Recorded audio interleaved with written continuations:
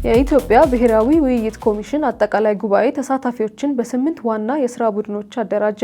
ይህ አደረጃጀት ሁሉንም የህብረተሰብ ክፍሎች ባሟላ ሁኔታ ለመወከልና በጥልቅ ውይይት ለማካሄድ የተዘጋጀ መሆኑም ተገልጿል። በተመሳሳይ ሁኔታ የኮሚሽኑ ዋና ኮሚሽነር ፕሮፌሰር መስፍን አርአያ በፎርሙ የተሳተፉ ባለሙያዎችና ምሁራን ጥልቅ ሳይንሳዊ ትንታኔን እንዲያቀርቡ ጥሪም አቅርበዋል።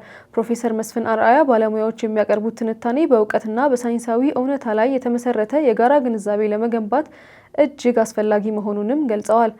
እርግጠኛ ሆኜ የምነግራችሁ ከወረዳ የሚመጡ አርብቶ አደሮችና አርሶ አደሮች ትልልቅ የሚያስገርም የሚያስደምም እውቀት ይዘው እንደሚመጡ ከወዲሁ ነግራችኋለሁ።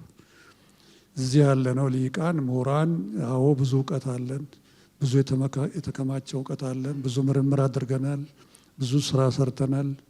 እነኛ ደግሞ ከታች የሚመጡ አርብቶ አደሮችና አርሶ አደሮች ደግሞ ሲወርድ ሲዋረድ የተከማቸው እውቀት ነው ይዘውልን የሚመጡት።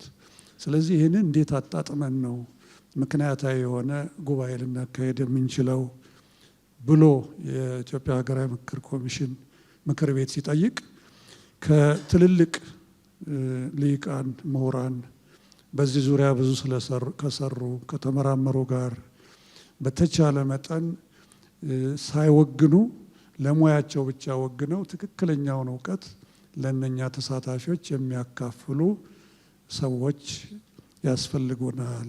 በእውቀት ላይ የተመሰረተ ይህ አቀራረብ የብሔራዊ ስምምነትን መሰረት ለመጣልና የሀገሪቱን የወደፊት አቅጣጫ ለመቅረጽ የሚያስችል መሆኑንም አስገንዝበዋል።